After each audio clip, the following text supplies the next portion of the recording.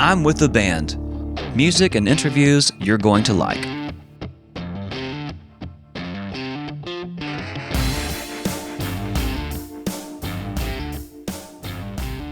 Welcome to I'm with the band here on the Mesh Podcast Network. I am your host, Andrew Moose. I'm with the band invites musicians and bands of all types to discuss their current projects, their touring lives, and their lives as musicians. If this is your first time listening to I'm with the band, of course, thank you for stopping by. We appreciate you listening and all that good stuff. We hope you mash that subscribe button and so you can get those episodes sent directly to you. This episode of I'm with the band is produced in partnership with the No Contact Concert Series, Codex Sound, and Midwood Entertainment. If you're considering advertising on the Mesh Podcast Network, it's a low-cost option to reach a super targeted audience. And I've heard the only people who listen to Mesh Podcast are rich, beautiful people, and all they want to do is spend money with you and your company. So today we are currently podcasting remotely away from the beautiful Mesh Studios in beautiful downtown Hickory. And unfortunately, currently smack dab in the middle of the COVID-19 pandemic. So during this pandemic, Codex Sound and Midwood have been putting on the No Contact Concert Series, which helps bands and fans interact with one another via the internet. So my guest today on I'm with the Band is playing the No Contact Concert Series this Saturday, June 6th at 8 p.m. I'd like to welcome to I'm with the Band, Miss Carly Burruss. What's up, Carly? Hey, Andrew. How you doing? Yeah, I'm doing good. It's good seeing you. Thanks for coming on. Thank you. I'm excited to be talking to somebody that is in the music world. I feel like I've been disconnected for the last 2 months. Yeah, that feeling is real. Just some quick stats about you for the fans who might not have heard about you before. Carly Burruss has played all over the country, and fingers crossed, she's scheduled to play at venues and festivals all over the United States in the upcoming months, including the Bristol Rhythm and Roots Festival, Stagecoach Country Music Festival. She shared the stage with Keith Urban and Dwight Yoakam. And something that would honestly super jazz up everybody in our office is that you were supporting act for Sister Hazel pretty recently. Yes. Yeah. We did. We've actually done a lot of dates together. And when that first happened, I'll be straight up honest with you. I did not know who Sister Hazel was. Well, Because you're young. I just barely missed the boat. No offense to Sister Hazel. None. No offense to them at all. They're wonderful and I love them. But my manager came through with that and said, "Oh, there's some opening opportunities with this band, Sister Hazel. It's amazing. It'll be so fun. We're playing these venues." I was like, okay, cool. Yes, because I want to play. But also, how does that work with me being a country act too? Right. But those have been some of my most favorite shows to date. The crowds are unbelievable. Even though they're not full on country, it actually has been awesome as an opener and a challenge as a country artist to say, okay, how do we go in and grab this audience from song one and keep it interesting? And they're definitely not expecting, pedal steel and old school country when they show up to the show, but it has been so much fun. We just made a lot of cool friends, and the Sister Hazel guys are all really encouraging and fun. And yeah, it's better than I could have imagined for sure. But I could definitely see how how your fan base and Sister Hazel's fan base could overlap. That's not out of the equation by any stretch. Yeah. I've just learned a lot because, like I said, I wasn't familiar. So, just cruising through your website, I saw some of the other cool stuff that you're doing. It seems like you're on a boat a lot. Man, I've been on a boat a lot. The Rock Boat. This is how we cruise festival. Are you on the cruise circuit? Listen, I'm not a cruise ship singer. However, that's a good gig from what I understand, though. Hey, if you get to shout out to Zach Daniels, live on a boat, play songs, end up at an island every time you wake up, there could be worse things. Right now, that's not where I want to be. But yeah, I used to intern with a company, Six Man, who does music festivals on cruise ships. And that's where a lot of those connections came in. So I interned there for a while, and part of my management team is connected with Six Man. And yeah, a lot of the bands I've opened for have also played on those boats. That's how I got the Rock Boat was Sister Hazel, because that is their cruise. and this was the 20th year of it. Crazy. So yeah, we hopped on that, and it's fun. I mean, is it 24/7 music? How does that work? I've looked at going on the Jam Cruise a couple of times, and a lot of the acts that I really like play that thing. And is it? I mean, is it really 24/7 music? How does that work? What does it look like? Well, it's not technically not 24/7, but every time that all the time that you're awake on the boat, there's music happening. So basically, It starts at noon and then goes until like 2 or 3 a.m. Right. Is everybody on those boats prepared for the rock boat, or is it like nobody's just going to show up and all of a sudden it's like, oh, by the way, you're on the rock boat cruise? No, like, these people know. Okay. They know what's happening. And a lot of these people, honestly, they've been on, especially the rock boat, because it's the oldest one in the 6-man family. So there are a lot of people who've been on it 15, 16 years. That's great. In a row. It's like a family almost. It absolutely is. Yeah, for sure. A lot of the little festivals that I go to and help out with, that's how it is. You know, a couple thousand people, and it seems like everybody knows each other because everybody goes year after year. And it's a great family fun environment, you know? It is. And it's good for us as artists because you want to go back and see familiar faces, but also connecting with them. And then next year they bring a crew of their friends. And then that turns into like house show opportunities or touring opportunities just because you actually like know people's names, which is important to me, and establish like a real friendship, not just like a, hey, how you doing? But you know these people and what's going on in their lives. It's cool. Right. For sure. I mean, you're forced to. You're on a boat with them for 5 days. Yes. You're going to get to know them. You see it all. This podcast is sponsored by Jackson Creative, a custom communication agency located in downtown Hickory, North Carolina, specializing in online content creation. To learn more, visit thejacksoncreative.com. Jackson Creative, we tell your story. The first song I'd like to kind of pick your brain about is the title track called Southern Pace. Mm-hmm. When I heard it, I was so pleasantly surprised. Mm-hmm. The first thing I when I heard it, I was like, gosh almighty, that sounds like an Isbell track because it's kind of spacey, it's kind of country, it's kind of Americana, and it's all in one song, and it's wild and great. And I'm just like, that, you should be really proud of that one. That one's fantastic. You. Yeah, I love that song. That's one of my most favorite ones I think that we've ever put out, because that one is released right now as a single, but it will be like title track of the record coming out later. But I just grew up in a small town, moved to the city in Atlanta, and missed it.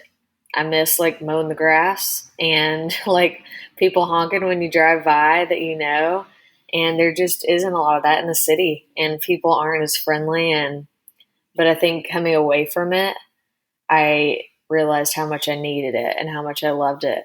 And so, I partnered up with one of my friends in Nashville. His name's D Briggs, and he just came up with that. There's a little guitar lick that's kind of like that carries through the whole song, and he started with that, and we wrote it pretty fast because it just kind of flew out. Well, we're going to break away and listen to Carly Burruss's title track off her album Southern Pace.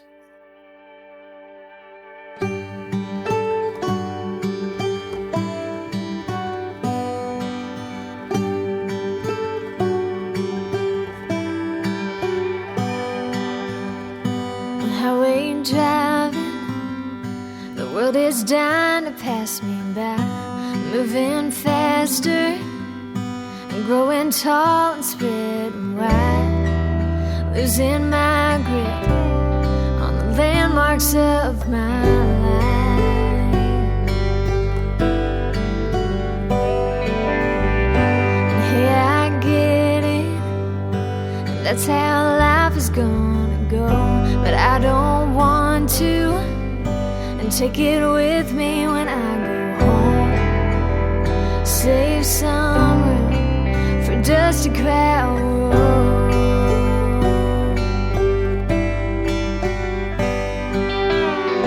'Cause when I get where it unwinds and time slows down, so does my mind. Supper's ready. say grace, have conversations face to face. A sacred space, a southern pace.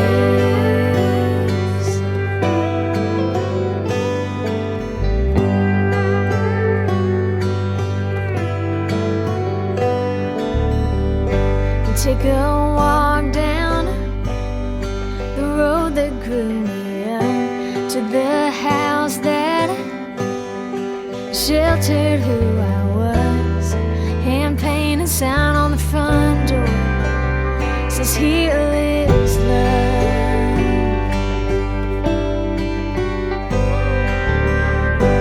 Mom and Daddy, they're getting older every day. Every time I gotta leave, I wanna stay.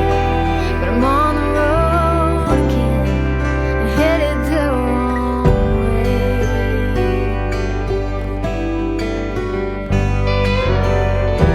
When I get where it unwinds and time slows down, so does my mind. Supper's ready, we say grace, have conversations face to face. A sacred space, a southern pace.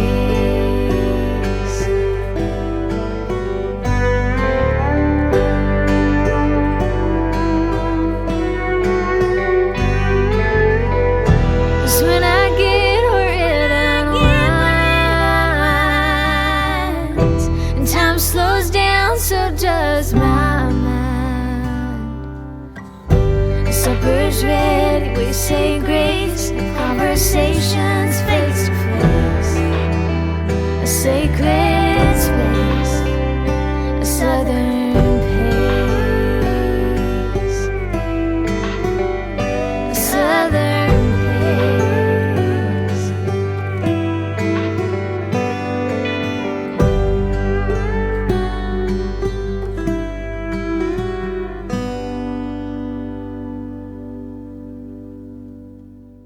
Carly, what is your all-time favorite venue or festival that you've played? All-time favorite venue. Ooh, Or let me festival? think about it. Or festival. I would say 30A Festival. 30A Songwriters Oh, Festival. Walton Beach, Florida. Yes. Yes. I think this past year was 3 years playing it, and talking about like fans who become family, that is like one of the top experiences for me, just because I get to play for people who are listening, which is like few and far between sometimes, but people who literally spend their money and take time away to just come and listen to songwriters and the stories. And that's the basis of everything that I do. Without that, there just wouldn't be a lot left, a lot of substance. But that's a place where I love the beach so much. So not only do I get to be there playing with people that I keep building relationships with, but I get to see people who I like idolize in the music world, or writers Right. that I am so inspired by, or people that made me want to write or made me want to start out when I was younger. And so to have all of that in one and be able to mix and mingle with artists and these like fans and friends that I've made is the best. And they're just kind people, and everybody's excited to be there. Not to mention that the scene there, like full disclosure, my wife and I, we vacation down there all the time, and it is it's the best. That venue right there, like honestly, across the street from the ocean, beautiful scenery. The water's beautiful. Food trucks everywhere. You know, just it's one of the coolest spots you could possibly go see music and have a vacation at the same time. Like y'all go check out the 30A Festival in Fort Walton Beach, Florida. It's on the Florida Panhandle, like right by Destin. It's fantastic. Mm-hmm. It's as good as it gets. It really is. Like there's no doubt about it. So online performances like the one you guys are playing this weekend, the No Contact concert series, they're starting to become because of the time that we're living through right now, starting to become, the norm. So, have you been doing any online performances, or what have you found that's been working for you to interact with your people? I have harnessed Instagram Live pretty heavily at the very beginning. As soon as everything got shut down and shows that I had were canceled, everyone had hit pause. That was kind of like the prime time moment to hop on Instagram Live, Facebook Live, because people were on social media all the time, because suddenly you can't see your friends, and I couldn't be with all my friends. So I was going on, Instagram to see what people are doing. So that was the perfect moment to jump into that and just do live shows. And I love the fact that I can still interact with people. That's a huge part of my live shows, or like me and the audience are, having a conversation throughout. And so to be able to do that, not just to post a video, but to do it live and be able to read the comments and play requests and see like how people are doing and just have conversations together. That was so fun. So that's been my favorite. I'm kind of burned out on it a little bit now, just because we've done so many. It's been it's been a while now. It's been. When's the last time you played a show? I played a real show. Yeah. Well, today is June 2nd, 2020 in real time. So probably like end of March. Yeah. Maybe. Yeah. And mine was like March 6th or something like that. Yes. Like it's been forever. It's forever. That's and a we long musicians, time. We feed off that. We feed off the energy from the crowd and the audience, and we take that back and we write with it and everything else. So it's, So I asked a lot of the audience or the artists that come on, like, is it starting, I know you said that you're, a little tired of it, but like it's basically all we've got right now, Yes. and it's, I think that the artists that have been doing this throughout the last couple of months and that have been completely engaged with their audience, they're going to come out better. They're going to find more festivals that are coming to them and everything else because they are engaged.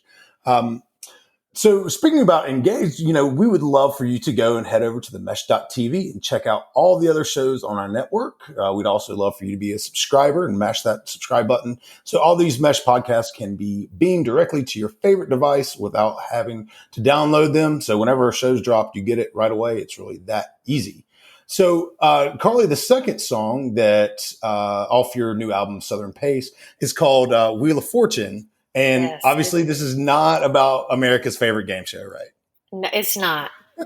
Okay, it's not. But it's there's a little nod to it if you stick around till the end. I didn't think Vanna and Pat didn't make guest spots on this one. Not yet. Not yet. But that Wheel of Fortune, I feel like, is a song I've been waiting to write forever.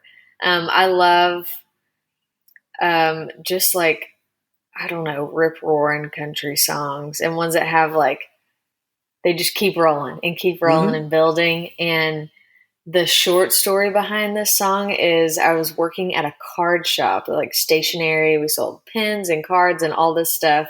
Sounds great. Oh, enthralling. I promise you. And so I would work alone in that store. We would only have one employee at a time. And so I would press the little button on the box that prints receipts, print out like blank ones, rip it off, and write lyrics on them while I'm standing there at work. And best use of your time. I love it. Yes. So one day the idea just came to me. So Wheel of Fortune, and I was like, okay, what do we do with this? I've been listening to a lot of Nikki Lane, and she's one of my favorite artists too. And I'm like, what's a Nikki Lane feel to this? How do we make this quirky and fun, but also like you don't know what it is. You see it, you think Wheel of Fortune. Oh, okay. But there's a story, and it ended up being awesome. And I wrote it on one of those boats. Speaking of the cruises, with two of my writer friends from the bands Animal Years and Red Wanting Blue. And we finished it in a day. We went and played the Wheel of Fortune like slot machine when we got stuck trying to write lyrics, and lost every dollar that we put in. And then we went back and we finished the song. And here it is. It's done. Awesome. Well, Carly, thank you so much for coming on I With the Band today. We've enjoyed having you on. And without further ado, Wheel of Fortune off of Carly Burruss's upcoming album, Southern Pace.